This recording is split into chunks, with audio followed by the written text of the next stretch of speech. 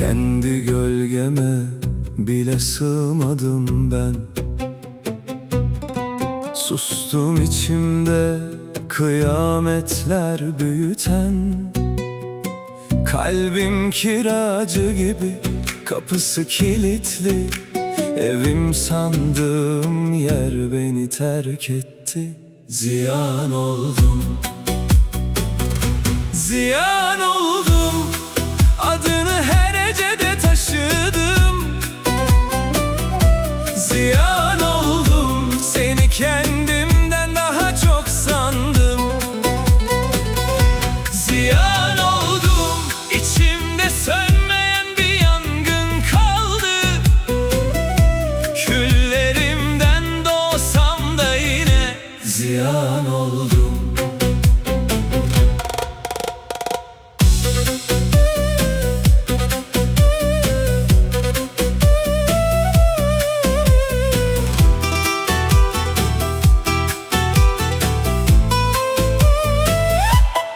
Sevmenin hesabı yokmuş, geç anladım.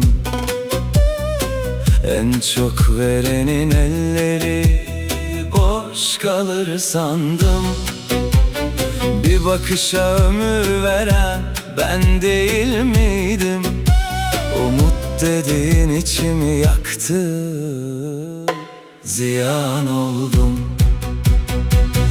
ziyan oldum. Adını her hecede taşıdım. Ziyan oldum, seni kendimden daha çok sandım.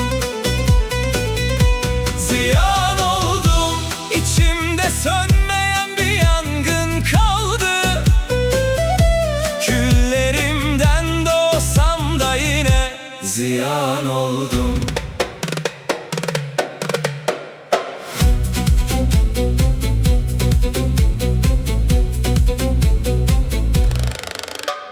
Yandıkça insan kendine varırmış meğer. Kül dediğin şey yeniden doğarmış meğer. Kırıldım diye eksilmedim bu hayattan. Geceyi delip ışık olup ziyan oldum. Ziyan oldum.